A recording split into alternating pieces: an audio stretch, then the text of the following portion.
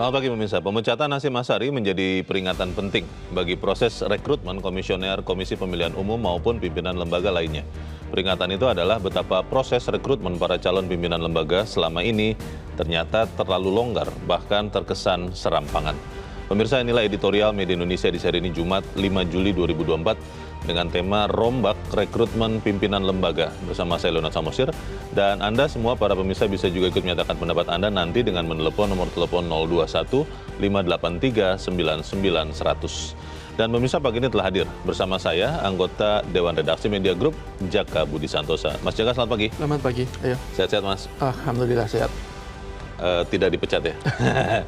Ini menjadi pembicaraan banyak orang karena sesuatu yang akhirnya membuat kita bertanya-tanya sebetulnya selama ini apakah kita serius untuk memilih orang-orang yang memimpin lembaga-lembaga penting seperti KPU atau tidak. Tapi sebelum kita bahas editorial itu, Mas Jaka dan pemirsa, kita lihat dulu ada beberapa berita yang diperhatikan Media Indonesia untuk hari ini. Yang pertama, ini adalah headline Media Indonesia, Anda bisa lihat di harian Anda, yang lalai harus dievaluasi. Ini terkait beritanya dengan pengunduran diri Dirjen Aplikasi Informatika Kemenkominfo Samuel Pangerapan. Ini sudah lama kita tidak lihat ya sikap kesatria seperti ini. Meskipun ada yang bertanya, Mas Jaka, dirjennya aja nih katanya gitu. Bagaimana Mas Jaka? Ya, itu pertanyaan besar di kalangan publik kan. Ya, kita apresiasi lah apa yang dilakukan oleh Pak Samuel Pangerapan ini. Dia dengan gentle, dengan ksatria, dia menyatakan mundur dari Dirjen Aplikasi Informatika karena dia menganggap bahwa peretasan atau bocornya di Pusat Data Nasional sementara itu ya tanggung jawab dia, tanggung jawab institusi secara teknik yang dia tangani. Jadi sikap-sikap seperti ini yang sangat langka di negara kita dan kita berharap sebenarnya tidak hanya seorang Samuel yang bersikap ksatria seperti ini. Harusnya semestinya pimpinannya yang lebih tinggi dan publik, banyak juga pengamat yang menyatakan Menkominfo itu harusnya juga mundur sebagai bentuk pertanggungjawaban. Kalau dia tidak mundur, semestinya Presiden juga melakukan evaluasi. Karena bocornya di Pusat Data Nasional ini kan sesuatu yang betul-betul membuat kita miris ya. Bagaimana data yang begitu penting bisa dengan mudah diretas, dibocorkan, dikunci, dan kita sepertinya tidak pernah belajar dari pengalaman-pengalaman sebelumnya. Dan ini sebenarnya kan bukan pertama kali terjadi. Sebelumnya juga sudah beberapa kali peretasan-peretasan ini terjadi. Dan kalau kemudian pertanggungjawaban terhadap persoalan ini tidak ada dalam diri seorang pejabat yang semestinya bertanggung jawab, ya kita khawatir akan terus terjadi. Dan apa yang bisa kita harapkan dari situasi-situasi seperti ini. Dan memang juga mundurnya pejabat ini juga harus disertai dengan perbaikan sistem ya, Mas Jaka. Betul. Tidak hanya dengan mundur kemudian melalaikan perbaikan sistem, penguatan keamanan siber dan segala macam. Jadi harus betul-betul selain yang bertanggung jawab, harus berani bertanggung jawab. Perbaikan itu adalah sebuah kemestian yang harus segera dilakukan. Oke. Kita harap sikap kesatria ini menjadi pembelajaran yang meskipun pahit begitu ya untuk bangsa kita, tapi para pejabat yang lain juga khususnya juga yang terkait dengan Kominfo ya, juga punya sikap kesatria. Kita harapkan seperti itu. Kita tinggalkan berita itu, kita ke berita selanjutnya di halaman 2, di halaman dalam harian Anda pemirsa. Ini sudah dibicarakan banyak orang selama ini Mas Jaka. Tapi ketika ditulis jadi berita, saya bacanya pahit juga. Prabowo Gibran ketiban utang jumbo. Maksudnya akan menerima beban utang jumbo negara.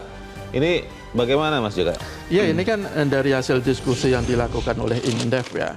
Itu disebutkan misalnya sampai Mei 2004 misalnya, itu nilai utang Indonesia sudah tembus 8.300 triliun. 8.000 triliun itu ya? Betul, lebih 300 triliun. Iya, besar itu. Kemudian untuk bunganya saja itu tahun 2025 negara harus mengalokasikan dana sekitar 800 triliun. Jatuh tempo ya? Jatuh tempo. Tahun depan itu ya? Jadi beban utang kita itu sudah sangat berat. Dan celakanya ini akan ditanggung oleh pemerintahan berikutnya dan lebih celaka lagi kalau nanti ditanggung oleh rakyat.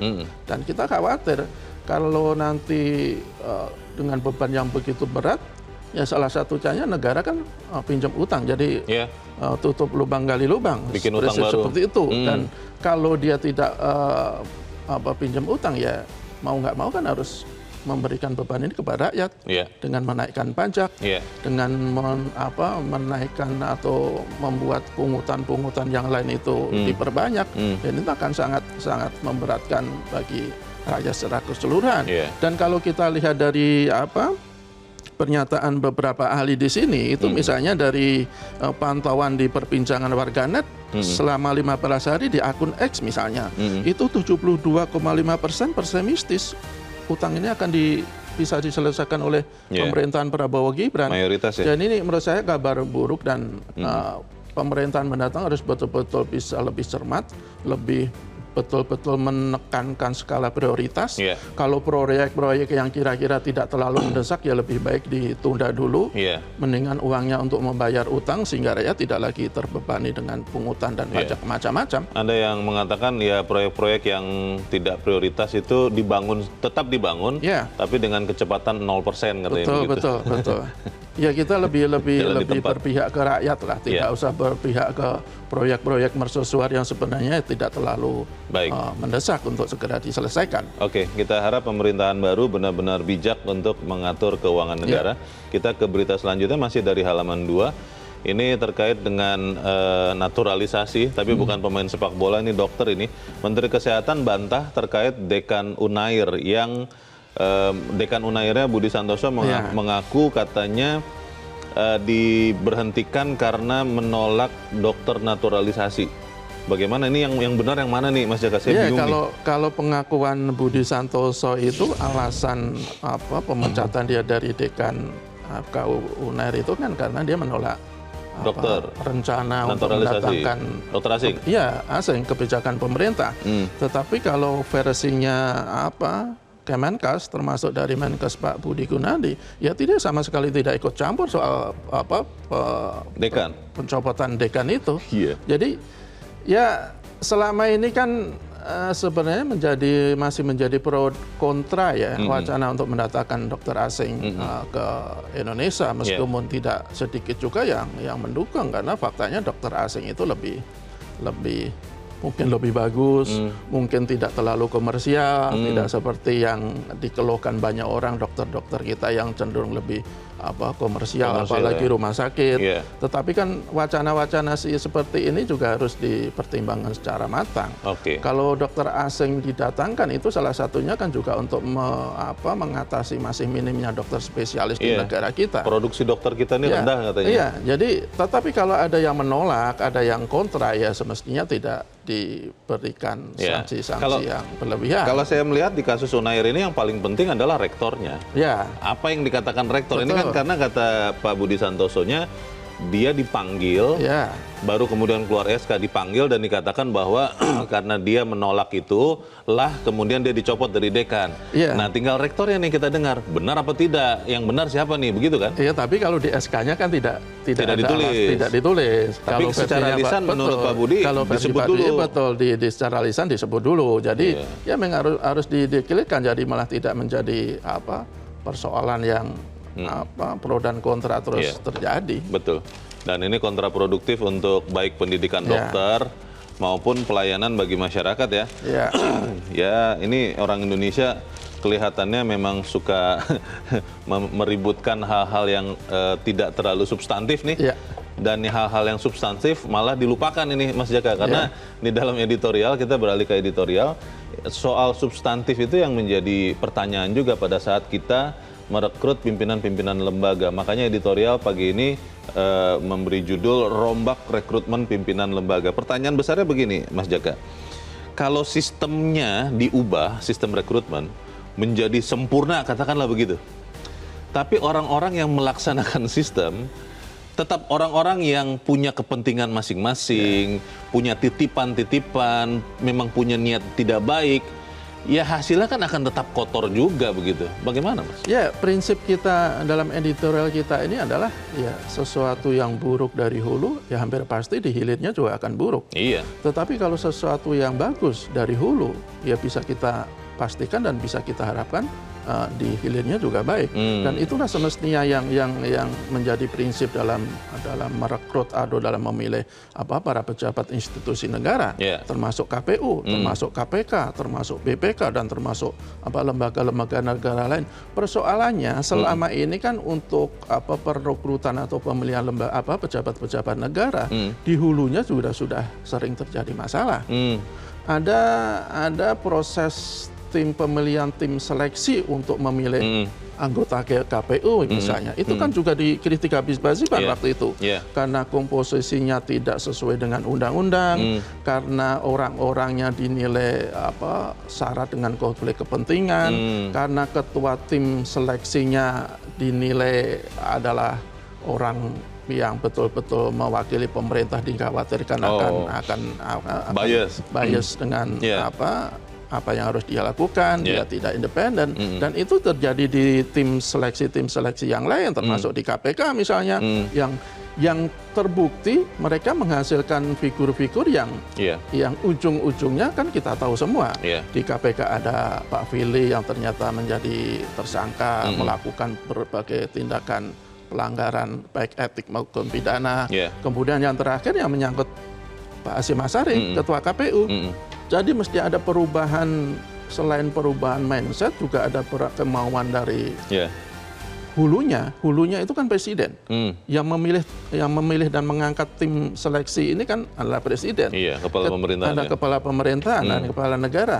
Ketika presidennya itu memilih anggota tim seleksi yang benar-benar berintegritas, punya kapabilitas, bisa dipercaya, ya kita bisa berharap apa yang dihasilkan oleh tim seleksi bisa menghasilkan orang-orang yang baik di antara yang terbaik. Oke, pertanyaannya adalah begini Mas Jaka, ada Sasus ya, namanya juga Sasus, yang mengatakan bahwa memang sengaja dipilih orang-orang yang bukan yang paling baik, tapi mereka adalah orang-orang yang bisa kompromi karena kepentingan bisa dimasukkan, dititipkan kepada orang-orang ini. Apa benar begitu apa tidak, kita akan bahas. Dan pemirsa, inilah editorial Media Indonesia untuk hari ini, Jumat 5 Juli 2024, rombak rekrutmen pimpinan lembaga.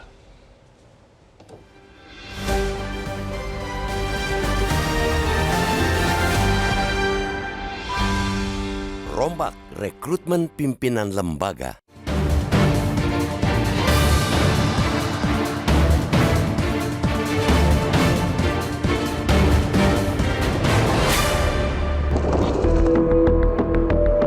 Pemecatan Ketua Komisi Pemilihan Umum atau KPU Hasyim Asyari oleh Dewan Kehormatan Penyelenggara Pemilu atau DKPP pada Rabu 3 Juli lalu menjadi puncak dari serangkaian sanksi yang pernah dijatuhkan terhadapnya. Itu menandakan bahwa ada yang salah dalam mental dan integritas pemimpin lembaga penyelenggara pemilu itu. Tindakan asusila Hasyim terhadap seorang panitia pemilihan luar negeri atau PPLN Den Haag, Belanda yang berujung pemecatan dirinya juga menjadi puncak dari serangkaian tindakan kontroversial yang dilakukan Hasyim. Sejak mulai menjabat sebagai Ketua KPU pada 12 April 2022, Hasyim seperti tidak pernah lepas dari kontroversi. Sanksi dan peringatan yang dijatuhkan DKPP seperti tidak kunjung membuatnya jera.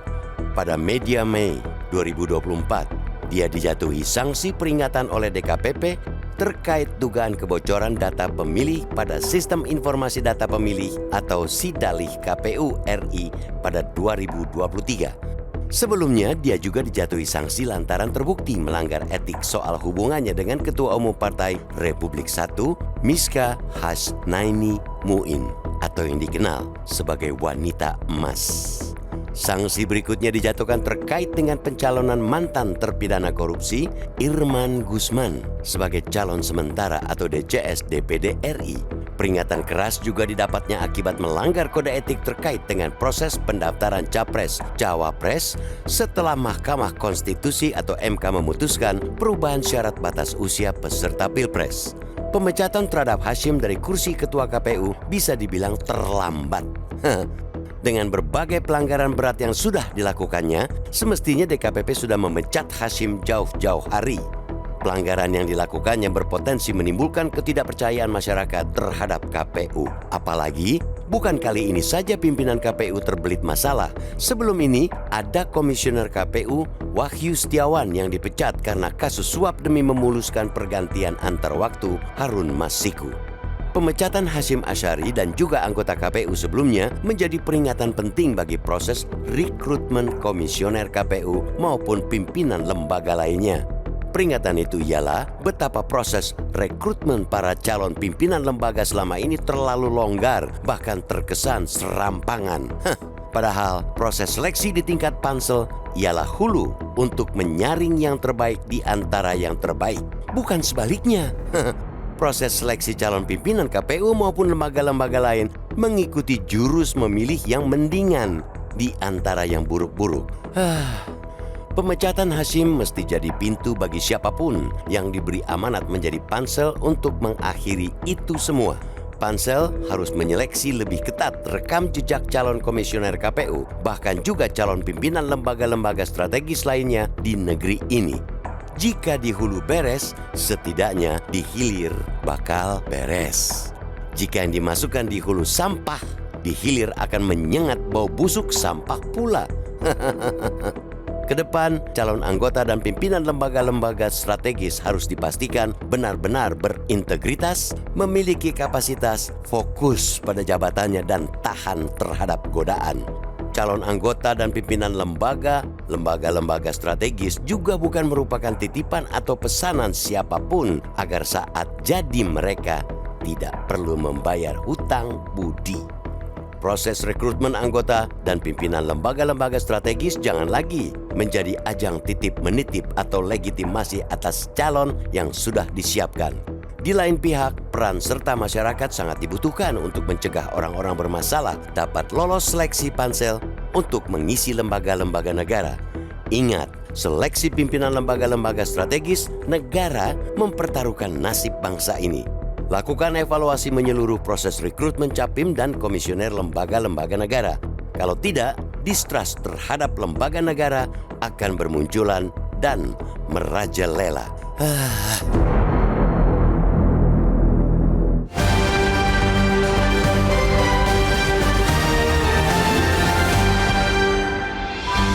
Di bagian berikut Anda bisa ikut menyatakan pendapat Anda, pemirsa. Untuk saat ini tetaplah bersama kami.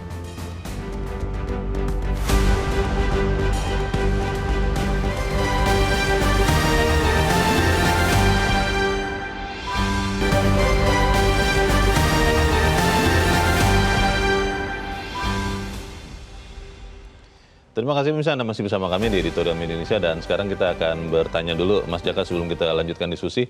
Kita saat ini sudah tersambung lewat saluran telepon dengan pengamat kebijakan publik Alamsyah Saragih. Pak Alamsyah, selamat pagi. Selamat pagi. Ya Pak Alamsyah, kita melihat bahwa kejadian pencopotan atau pemberhentian tetap bahasa resminya itu Ketua KPU Hasyim Asyari oleh DKPP itu memunculkan lagi pertanyaan bagi kita, apakah memang ketika seleksi yang menghasilkan komisioner KPU ini dijalankan dengan baik? Karena sebetulnya sebelum diberhentikan kita sudah melihat ada lumayan banyak Pak pelanggaran yang dilakukan oleh seorang Hasyim Asyari. Pertanyaannya, apakah memang yang gagal itu rekrutmennya atau memang rekrutmennya itu dibuat proses seleksinya supaya yang muncul itu bukan orang yang terbaik, tapi orang yang memang bisa dititipi kepentingan-kepentingan tertentu. Bagaimana Pak? Iya, biasanya kalau orang setback ya ke belakang, orang akan melihat ini orang kok bisa masuk begitu ya, kira-kira begitu. Berarti orang akan bicara rekrutmen. Nah kalau bicara rekrutmen kemudian bertanya apakah rekrutmennya itu sudah memenuhi syarat-syarat tentang prosesnya yang juga cukup punya integriti gitu ya. Itu yang kemudian jadi pertanyaan. Nah kalau kita mau lihat lebih jauh ini nanti akan terkait dengan sebetulnya proses rekrutmen ini apakah perlu kita ubah, karena kan banyak sekali ya, bukan cuma KPU loh, nanti ada KPK, ada Kompolnas, ada apa. Jadi lembaga itu macam-macam bentuknya dan model rekrutmennya juga beragam. Nah itu yang mesti dipikirkan ulang, apakah akan dilakukan dengan cara yang umum, biasanya diseleksi dulu oleh pemerintah, setelah dapat yang jadi baru dikirim ke DPR gitu ya. Nah, kalau itu dilakukan, yang sering kita lupa itu kan bahwa institusi-institusi tertentu punya satu political interest dari cabang kekuasaan ini. Maka perlu kita lihat lagi tugas masing-masing secara konstitusional. Saya sih menyarankan mungkin perlu kita lihat ke depan ya. Mungkin perlu dikaji ini. Apakah kita mau seragamkan modelnya itu memang ada tim sel yang independen dibentuk, berikut juga nanti model assessment-nya dibikin ketat, dan kemudian setelah terpilih sekian orang, barulah eksekutif itu meminta persetujuan DPR, jadi jangan dilakukan fit and proper di DPR, karena tugas DPR itu kan sebagai pengawas, bukan menyeleksi kalau mengawasi itu. Tapi kalau orang sudah ditetapkan oleh pemerintah sebagai pengawas, dia boleh setuju dan tidak setuju. Jadi modelnya begitu. Kalau saya pikir kayak Panglima TNI dan lain sebagainya gitu ya. Nah bedanya kalau yang memang di bawah presiden, yang political appointee gitu kayak Panglima dan lain sebagainya, memang bisa langsung ditunjuk oleh presiden minta persetujuan. Tapi kalau yang lembaga-lembaga yang ada aspek independensinya, maka harus dibentuk tim sel yang di luar, bahkan mungkin satu badan sendiri yang punya agenda dalam 1 tahun, dia harus menseleksi pengisian lembaga-lembaga semacam apa, itu berapa banyak, dan kemudian mulai dari tim asesornya segala macam itu udah siap di sana. Pak Alamsyah, ini saya sedang berpikir, yang salah ini sebetulnya proses rekrutmen awal, atau memang proses pengawasan internal di setiap lembaga. Saya mau pakai analogi yang sering dipakai meme begitu ya, jokes. Orang Indonesia katanya kalau ke Singapura itu akan sangat tertib karena Singapura sistemnya keras. Buang sampah sembarangan, buang permen karet itu tidak akan berani. Tapi begitu pulang lagi ke Indonesia, itu akan berantakan lagi orang Indonesia ini. Ini jokes ya Pak. Nah pertanyaannya adalah, apakah memang sistem internal saja, pengawasan internal saja yang diperbaiki di setiap institusi, bukannya hanya rekrutmen begitu loh Pak? Atau memang dua-duanya harus sekaligus? Menurut Anda bagaimana? Kalau saya menurut dua-duanya harus dilakukan ya. Jadi kalau orang dari awal sudah punya gejala, kan psikotes itu bisa melihat itu. Bahwa tiap orang, terus track record sudah ada. Bisa disisir begitu ya? Makanya saringan itu harus dibikin bagus, tapi setelah orang masuk ke dalam satu kolam, ikan yang sehat pun akan sakit kalau masuk ke dalam kolam yang kotor. Maka kolamnya harus dibikin bersih, itu yang pengawasan internal ya. Nah itu kan sudah ada ide misal dari Prof. Jimli untuk membuat satu semacam peradilan etik untuk seluruh penyelenggara negara, termasuk untuk institusi semacam ini. Ngapain tiap institusi harus ada Dewan Etiknya sendiri? Bentuk aja satu yang dipimpin oleh orang yang memang punya integritas betul, yang sudah senior gitu ya, nggak bisa dilobi, cukup disegani. Itu kan membuat prosesnya di internal itu kemudian akan berfungsi karena ada support untuk pengawasan. Kira-kira Pak Alamsyah, perbaikan sistem rekrutmen ini akan bisa kita lakukan dalam waktu cepat, atau memang ini adalah proses yang akhirnya harus berevolusi sama dengan umur Republik kita, Pak? Kalau kita menunggu umur Republik, nanti khawatirnya kan kita nggak tahu ke depan apa yang terjadi. Jadi kalau menurut saya, kasih target waktu nggak bisa lah ya. Begitu, Pak? Iya, keburu akhirnya kita kacau balau gitu. Nah, kalau menurut saya sih, itu kan bisa diusahakan dengan tenggat waktu, katakanlah 1 tahun, 2 tahun, untuk misalnya pemerintahan baru dengan cara membuat omnibus law untuk rekrutmen ini. Jadi semua undang-undang yang mengatur tentang rekrutmen itu kemudian dikoreksi oleh satu undang-undang baru yang membuat sistem rekrutmen, paling ada 3 jenis misalnya. Sudah.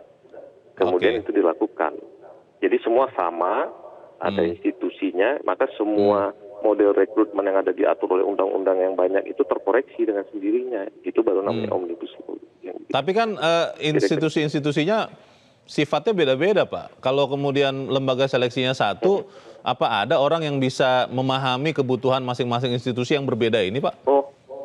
Kalau institusi rekrutmennya ada satu, dia kan akan bisa mencari panelisnya itu yang independen, yang profesional. Ditambah panelis yang sesuai dengan keahliannya ya? Iya. Iya, kita ambil. Tapi di situ memang ada katakan 3 orang yang memang day to day untuk mengelola itu, memantau, mengukur gitu. Iya. Tidak malah menjadi sasaran kompromi, Pak. Kalau 3 orang jelas begitu, misalnya satu Pak Alamsyah, satu saya misalnya nih, Pak. Kan kita akan sangat rentan untuk didekati oleh sekian kepentingan, Pak. Untuk disuap, untuk diancam begitu kan? Baik. Kalau 3 terlalu banyak, kita cari 1 orang yang juga cukup disegani. Satu ya. Terus kemudian kedua, dia membentuk satu panel etik.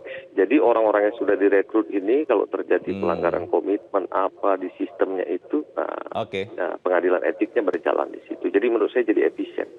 Baik. Ini memang ide ada yang menarik. Intervensi lah. Pasti ada lah intervensi. Tapi kalau kita dapat tokoh yang punya integritas, bisa. Iya. Baik, kita harap apapun yang kita sumbangkan pikiran ini bisa menyumbangkan perbaikan rekrutmen pimpinan lembaga. Terima kasih Pak Alamsyah Saragih, pengamat kebijakan publik sudah mencerahkan kami. Selamat pagi Pak Alamsyah. Apa bisa dilakukan itu Mas Jaka, ide dari Pak Alamsyah bahwa lembaga seleksinya untuk sekian lembaga negara itu ya satu saja gitu supaya kemudian mereka lebih fokus.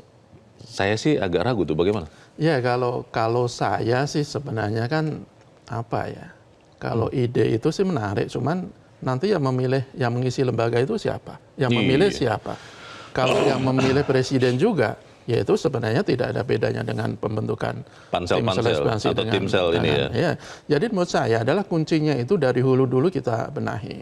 Presiden sebagai pembentuk tim seleksi atau panitia seleksi itu harus benar-benar membuang jauh-jauh kepentingan politik dia, harus membuang jauh-jauh kepentingan dalam bidang hukum misalnya. Jadi mereka harus betul-betul memilih orang-orang yang independen, berintegritas, kredibilitas, yang sudah selesai dengan dirinya sendiri, dan yang paling penting adalah dia tidak menitipkan kepentingannya kepada tim seleksi seperti ini. Kemudian tim seleksi atau panitia seleksi juga bekerja benar-benar berdasarkan profesional dan integritas. Kalau kita lihat dalam kasus KPK sebagai contoh misalnya, bagaimana seorang Firly Bahuri yang sudah ketika dia menjadi Deputi Penindakan KPK, beberapa kali dia diduga melanggar etika, bahkan pernah dikenai sanksi etika berat ketika dia bertemu dengan mantan gubernur NTB Tuan Guru Bajang pada saat itu KPK sedang menyelidiki dugaan korupsi kepemilikan saham PT Newmont yang melibatkan pemerintah daerah. Itu tidak NTB. Boleh ya, penyidik bertemu dengan yang sedang disidik tidak boleh. Tapi dia tetap bisa diloloskan sebagai komisioner, bahkan kemudian menjadi ketua KPK. Bagaimana seorang Firly Bahuri yang oleh 500 anggota atau pegawai KPK ditolak karena dinilai telah melakukan pelanggaran etika, tetapi tim seleksi tetap meloloskannya sebagai komisioner. Jadi ketika tim seleksi bentukan presiden itu tidak mendasarkan kinerja semata-mata kepada profesional dan upaya untuk memilih orang-orang terbaik, ya dengan sistem apapun agak repot juga. Belum lagi nanti di DPR, yang di DPR yang sebagai lembaga politik penuh kepentingan. Jadi untuk kasus DPR ini kan juga lucu. Kita bisa berikan contoh kasus KPU misalnya. Ketika itu kan tadi di Metro juga ditayangkan lagi pernyataan Pak Mardhani Alisera. Bagaimana nama-nama anggota KPU itu di hari kedua fit and proper test itu sudah bocor kemana-mana. Yang akan menjadi komisioner ya? Padahal katanya Komisi 2 belum memutuskan. Dan lucunya lagi, ya nama-nama itu yang akhirnya terpilih juga kan? Ternyata benar. Jadi drama ya? Pemilihan pejabat-pejabat atau pengelola institusi yang sedemikian penting itu kan harusnya mendasarkan pada rekam jejak. Tetapi rekam jejak saya yakin tidak dianggap tuh. Ketika sudah ada pesanan-pesanan, ketika sudah ada titipan-titipan, jadi harus ada kemauan yang luar biasa dari hulunya untuk mendapatkan tim seleksi dan panitia seleksi yang betul-betul bisa kita harapkan. Kemudian prosesnya juga termasuk di DPR, termasuk proses seleksi di panitia seleksi. Dengan demikian kita bisa berharap paling tidak orang-orang yang terpilih itu ya terbaik di antara yang baik-baik, bukan yang baik di antara yang buruk-buruk. Jadi pengalaman dua institusi, pertama di KPK, kemudian terakhir di KPU yang kebetulan melibatkan atau menyangkut dua-duanya ketuanya, itu harus menjadi pelajaran luar biasa bagi pemerintah dan bagi anggota DPR selama proses seleksinya masih seperti sekarang. Jadi di hulu harus betul-betul dibenahi dulu. Kalau hulunya sudah bagus, ya kita bisa berharap, kita bisa hampir pastikan hasilnya juga akan bagus. Kalau mengaca kepada apa yang terjadi di KPK, kalau kita dengar-dengar ini prosesnya kan seleksinya sedang berlangsung juga ya Mas Jaka. Dan katanya karena begitu derasnya pemberitaan tentang hal-hal yang buruk dari KPK, kata panitia seleksi akhirnya yang berminat untuk masuk KPK jadi amat sangat sedikit. Karena memang ya hanya orang-orang yang sangat berani, yang punya integritas tinggi mungkin, yang mau masuk ke KPK saat sekarang ini. Sekarang kita melihat kondisi KPU. Ini kan sesuatu yang sebetulnya amat sangat memalukan. Sesuatu yang harusnya tidak dilakukan seorang laki-laki, meskipun dia bukan anggota KPU atau bahkan ketua KPU. Terjadi juga. Pertanyaannya adalah, kalau kemudian dengan kondisi-kondisi seperti sekarang, apa masih ada orang-orang yang terbaik, anak-anak bangsa terbaik, yang mau memimpin lembaga-lembaga, kita sebut dua lah ya, KPU dan KPK pada saat ini? Tapi kita harus jeda dahulu Mas Jaka, dan pemirsa tetaplah bersama kami, Editorial Media Indonesia segera kembali.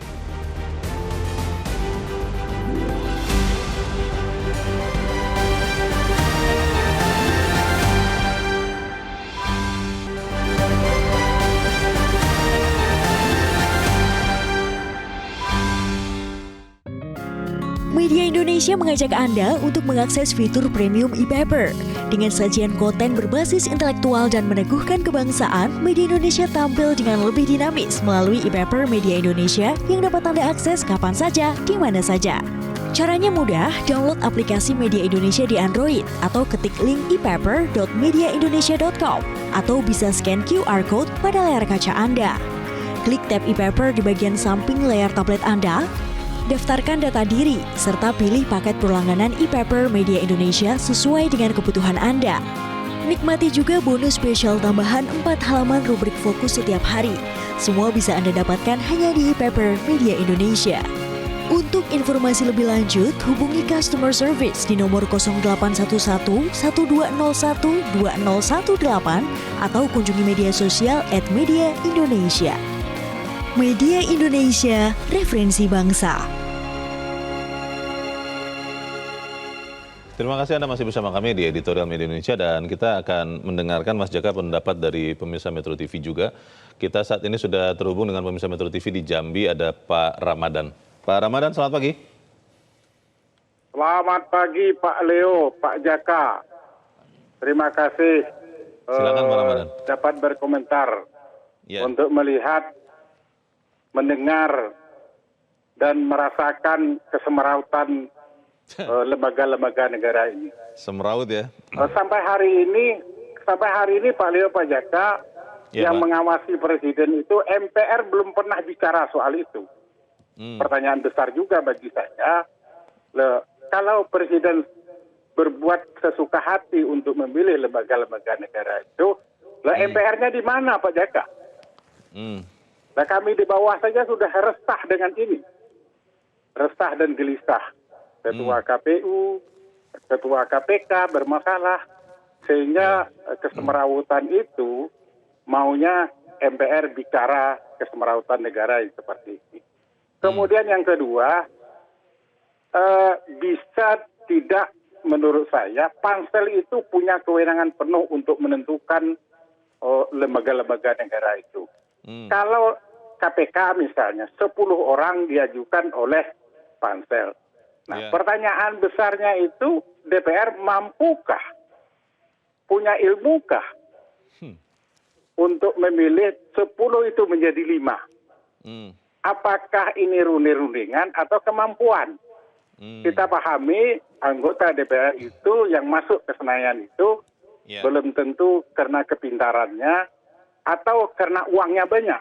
Kalau uangnya banyak belum tentu pintar. Kalau pintar belum tentu uangnya banyak. Nah, jadi pertanyaan itu. Maka kesemerautan seperti ini mohonlah MPR buka suara agar di bawah tidak terlalu resah mendengar berita-berita yang aneh di lembaga negara ini. Saya kira begitu Pak Leo dan Pak Jaka. Assalamualaikum warahmatullahi wabarakatuh. Waalaikumsalam warahmatullahi wabarakatuh. Terima kasih Pak Ramadan di Jambi untuk pendapat Anda. Selamat pagi Pak. Di belakang Pak Ramadan ada Pak Adi di Jakarta. Pak Adi, selamat pagi. Pagi Pak. Selamat pagi Pak Adi. Bagaimana Pak? Ini merombak rekrutmen pimpinan lembaga. Menurut Anda seperti apa? Bisa atau tidak? Baik. Harusnya bisa. Yang penting kan kemauan sama transparansi ya. Jadi tadi saya setuju dengan Pak Alamsyah yang kalau tidak salah mantan anggota Ombudsman ya, soal Omnibus Law. Soalnya beberapa hari lalu saya juga baru menyampaikan hal yang sama ke salah satu insan Ombudsman juga. Cuma lebih luas, tidak hanya sekedar Omnibus Law rekrutmen, tapi Omnibus Law pelayanan publik atau biasa disingkat YAMLIK ya. Jadi kuncinya kan salah satunya untuk Indonesia Maju atau Indonesia Emas 2045 ini saya lihat di pelayanan publik. Jadi kalau tadi dibilang DPR dan sebagainya, kalau kita tidak puas dengan DPR, kemana lagi kita menyalurkan? Tentunya lewat saluran pengaduan yang bagian dari pelayanan publik. Nah, kita lihat revisi Undang-Undang YAMLIK juga perlu dilakukan. Soalnya kan tidak ada sanksi dan sebagainya, sedangkan YAMLIK ini penting sekali. Span lapor itu juga perlu dikuatkan transparansinya, soalnya pengelolanya juga masih gagap atau ini. Kalau kita lihat kemarin PDN kan gagap juga pengelolanya. Nah, kita lihat kalau di PDN kan resikonya transformasi digital itu resikonya kita kena ransomware. Tapi kalau gagalnya revolusi mental, reformasi birokrasi, bisa-bisa nanti dampaknya itu revolusi atau kudeta. Jadi kita perlu kewaspadaan nasional. Nah, saya juga ada ini soal rekrutmen setia dan taat kepada Pancasila dan Undang-Undang Dasar 45 tuh sepertinya sudah tidak digaungkan lagi. Di Kemenpan RB dan sebagainya sudah tidak dicantumkan sebagai persyaratan umum lagi. Jadi persyaratan umum setia dan taat kepada Pancasila itu juga perlu dikemukakan kembali, diingatkan. Ya. Jadi mungkin ini ada pelemahan Pancasila, saya nggak tahu, tapi ini perlu mungkin diwaspadai secara nasional. Ini saya ada beberapa poin. Kita mau diskusi Pancasila saja ke BPIP, TNI yang ngaku benteng Pancasila, terus Ombudsman Pusat dan Kesbangpol dan sebagainya itu tidak ditanggapi. Bahkan kelihatan oknum-oknum di sana itu malah tidak Pancasilais. Jadi sikap tidak Pancasilais saya rasa perlu dituangkan dalam bentuk hukum positifnya. Sama kayak dulu kan maladministrasi, kita tidak kenal maladministrasi, tapi kan sekarang ada. Jadi itu beberapa yang mungkin penting untuk dilakukan ya. Baik. Terima kasih. Terima kasih Pak Adi di Jakarta untuk pendapat Anda. Selamat pagi Pak. Di belakang Pak Adi ada Ibu Lia di Makassar, Sulawesi Selatan. Ibu Lia, selamat pagi. Assalamualaikum. Waalaikumsalam. Bagaimana Bu Lia? Pendapat Ibu silakan Bu. Ya, jadi rekrutmen itu juga sebenarnya perlu Pak ya. Tetapi ketika rekrutmen itu sudah berjalan dengan baik, tapi ketika terpilih masih ada juga istilahnya intervensi, kan itu sama saja Pak ya. Jadi memang di sini yang saya lihat ini banyak intervensi, mulai dari misalnya titipan, ya ketika rekrutmen tadi itu sudah ada mulai titipan. Nah kalau ada titipan ini ketika terpilih juga kan mereka itu sebenarnya tidak punya taji ya. Mereka itu diatur atau dikendalikan oleh orang-orang yang punya kekuasaan dan sebagainya. Jadi memang mentalnya ini yang utama ini ya, ketika dipilih kemudian terpilih, ini harus punya nyali ya. Karena kalau tidak, dia bisa dikendalikan dengan gampang oleh orang-orang yang punya kuasa dan sebagainya. Jadi harapan kita itu, walaupun misalnya tidak dirombak ataupun dirombak itu, tapi ketika terpilih inilah yang utama, ya. Bagaimana cara melaksanakan kepercayaan masyarakat atau negara sehingga bisa terlaksana tugas-tugas yang diemban, ya. Karena kita ini mengharapkannya karena mulai dari Pilpres sampai nanti menjelang pilkada ini, kita lihat ini kinerja tempo hari mulai dari MK, KPU ya, kemudian dan sebagainya lagi itu jelas-jelas terlihat di kaca Pak ya, di televisi, bukan hanya cerita tapi kita nonton ya. Kita bisa lihat bahwa mereka itu ada semacam istilahnya dikendalikan ya, titipan dan sebagainya, sehingga kita di masyarakat ini agak seperti pesimis ya, tapi untuk kedepannya itu negara kita ini lebih maju, maka kita harus optimis dan mengharapkan bahwa apa yang terpilih atau siapa yang terpilih itu betul-betul bisa mengemban tugas-tugas negara dan menjadi kepercayaan masyarakat. Makasih. Assalamualaikum warahmatullahi wabarakatuh. Waalaikumsalam warahmatullahi wabarakatuh. Terima kasih Bu Lia di Makassar, Sulawesi Selatan untuk pendapat Ibu. Selamat pagi. Menarik tadi yang dikatakan Pak Ramadan dari Jambi. Kalau yang mengevaluasi presiden kan MPR katanya. Tapi menurut Pak Ramadan kita belum pernah dengar itu ada evaluasi. Memang sampai ke presiden ini, Mas Jaka? Ya kalau kita lihat dari prosesnya ya, itu kan memang awalnya itu kan dari presiden. Sekali lagi kan dia yang membentuk pansel, timsel, baik di KPU, KPK dan lembaga-lembaga negara lainnya. Jadi kalau kita minta dalam tanda kutip minta pertanggungjawaban presiden, menurut saya juga tidak terlalu berlebihan. Bukan pertanggungjawaban berarti harus gimana-gimana. Tetapi bahwa presiden sepertinya memang harus betul-betul mengubah paling tidak betul-betul memilih pansel dan timsel itu orang-orang yang benar-benar berintegritas dan yang tidak kalah pentingnya harus benar-benar independen. Seperti kasus KPU misalnya. Ya publik bisa menyaksikan independensinya ketika waktu itu tim seleksi itu dari 11 orang, 4 berasal dari unsur pemerintah. Padahal di Undang-Undang Nomor 7 Tahun 2017 tentang pemilu itu komposisi untuk tim sel itu adalah 4 dari wakil masyarakat, 4 dari akademisi, dan hanya 3 dari pemerintah. Tapi waktu itu malah ada 4, bahkan ada 5 karena salah satu wakil pemerintah itu disebutkan karena mantan staf presiden bidang keagamaan. Jadi ada dugaan-dugaan bahwa sebenarnya kenapa KPU kinerja seperti sekarang termasuk dengan kasus Pak Hasim itu, yaitu tidak lepas dari kontroversi dari awal. Proses seleksi dari awal. Bahkan waktu itu ketua tim seleksinya adalah deputi KSP. Bekas atau mantan tim sukses Jokowi Ma'ruf. Jadi kalau kemudian ada publik yang menyaksikan bahwa atau yang menganggap bahwa Karut Marut di KPU ini tidak lepas dari andil pemerintah, yaitu tidak salah juga. Apalagi sekali lagi ketika prosesnya juga menjadi sangat kontroversial di DPR. Kan DPR itu lembaga politik. Sangat mungkin mereka atau komisi-komisi atau anggota fraksi itu yang membawa kepentingan politik masing-masing partai. Dan itu yang selama ini diduga kuat ketika dalam proses fit and proper test kan, termasuk dalam kasus komisioner KPU 2002 sampai 2007 ini. Pak Adi di Jakarta tadi mengusulkan Omnibus Law bahkan bukan hanya untuk membentuk panitia seleksi, tapi kalau Pak Adi mengatakan Omnibus Law pelayanan publik. Apakah itu memang langkah yang akan bisa menyelesaikan semeraut ini, yang menurut Pak Ramadan semeraut nih lembaga negaranya, atau seperti apa? Ya, kalau saya kok lebih setuju dengan pernyataan Pak Adi tadi, ini kan masalah kemauan dan transparansi. Menurut saya mau dibentuk lembaga apapun ketika tidak ada kemauan dari pengelola negara atau pejabat negara untuk memberikan yang terbaik kepada bangsa, itu agak sulit juga kita berharap. Percuma juga begitu ya? Percuma juga. Tetapi ketika mereka punya kemauan dan punya political will yang kuat untuk memberikan yang terbaik bagi bangsa dan negara, ya apapun sistemnya, meskipun kita juga tidak bisa menganggap enteng sistem yang seperti apa, itu saya kira juga memberikan hasil yang bagus. Oke. Kita harus jeda dahulu, Mas Jaka dan pemirsa tetaplah bersama kami, Editorial Media Indonesia segera kembali.